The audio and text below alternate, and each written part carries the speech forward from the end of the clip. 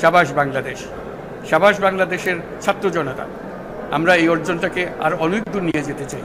আসসালামু আলাইকুম। 2024 সালের এইচএসসি শিক্ষার্থী বন্ধুরা, দেখো তোমাদের একটা আপডেট চলে আসছে। স্থগিত হওয়া এইচএসসি পরীক্ষা শুরু হবে কমপক্ষে 1 মাস পরে। দেখো, ডক্টর মোহাম্মদ ইউনূস তোমাদের শিক্ষা বোর্ডের দায়িত্বে আছে, এখন শিক্ষামন্ত্রী হিসেবে তাকে ধরে নিতে পারো। এই আপডেটটা আসছে 11ই আগস্ট 3:30টার সময়, বিকেল 3:30টায়। এখন এটি সর্বশেষ একদম আপডেট।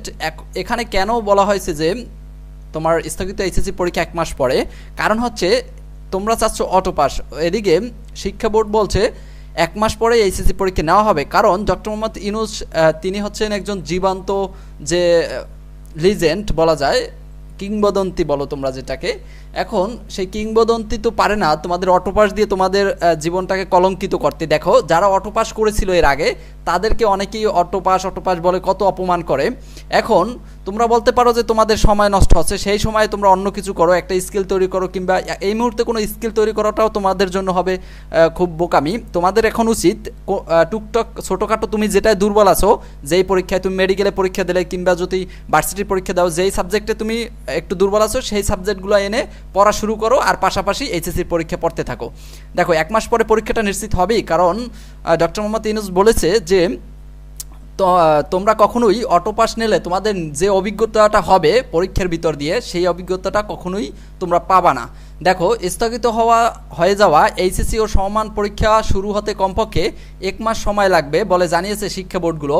এইচএসসি ও সমমানের প্রশ্ন বিভিন্ন থানা হেফাজত থেকে পুড়ে যাওয়ায় এবং ফাঁসও হয়ে গেছে কিন্তু অনেক প্রশ্ন। নতুন করে প্রশ্ন তৈরি করে পরীক্ষার আয়োজন করবে শিক্ষা প্রশাসন, আর এজন্য কমপক্ষে 1 মাস সময় লাগবে বলে দ্য ডেইলি ক্যাম্পাসকে জানিয়েছে শিক্ষা বোর্ডগুলোর আন্তঃশিক্ষা বোর্ড সমন্বয় কমিটির সভাপতি ও ঢাকা বোর্ডের চেয়ারম্যান অধ্যাপক তপন কুমার সরকার। এখন দেখো, তোমরা যে অন্তর্বর্তীকালীন সরকারের উপরে অনেকটা ক্ষেপা যে আমাদের পরীক্ষা এত দেরিতে কেন নেওয়া হবে, সেটা পারবা না। কারণ দোষটা তাদের না, দোষটা হচ্ছে আগের সরকার যেই পরিস্থিতি তারা করে গেছে, এই কারণে বিভিন্ন থানায় আগুন লেগেছে, যার কারণে তোমাদের প্রশ্ন পুড়ে গেছে। এখন প্রশ্ন ছাপানো তো লাগবে, এখন 1-2 দিনে কিন্তু এই মুহূর্তে প্রশ্ন ছাপানো সম্ভব না, কারণ অনেকগুলোই গুছানো লাগবে। এখন অনেক শিক্ষকরা যাদের দিয়ে প্রশ্ন ছাপানো হইতো তারা অনেকেই পলাতক, কারণ তারা ছিল আগের সরকারের সমর্থন, এখন যার কারণে তারা অনেকেই পলাতক। তোমাদের এই যে প্রশ্নগুলো তৈরি করা হবে, সঠিকভাবে পরীক্ষা নিতে হলে 1 মাস সময় লাগবে। আরও কি বলেছে দেখি, তিনি বলেন বেশ কিছু থানা হেফাজত থেকে এইচএসসি প্রশ্নগুলো পুড়িয়ে ফেলা হয়েছে। বেশ কিছু জায়গায় প্রশ্ন অরক্ষিত অবস্থায় ছিল, তাই সেগুলোর শিক্ষার্থীদের হাতে চলে গিয়েছে কিনা তা বলা যাচ্ছে না। এমন অবস্থায় নতুন করে প্রশ্ন তৈরি করে পরীক্ষার আয়োজন করতে হবে, আর সেজন্য কমপক্ষে 1 মাস সময় প্রয়োজন। বিষয়টা বুঝতে পারছো, সহজে আমি তুলে ধরলাম আর সহজে বুঝে নাও। আর অর্থাৎ তোমাদের একটু 1 মাস অন্তত পক্ষে, কিন্তু তার আগেও যদি গুছাইয়ে ফেলতে পারে বোর্ডগুলো যে সবার তার আগে প্রশ্ন তৈরি করা হয়ে গেছে, তাহলে তো আবার একটা নোটিশ দিয়ে বলে দিবে যে প্রশ্ন তৈরি হয়ে গেছে, এখন পরীক্ষা নিব আমরা।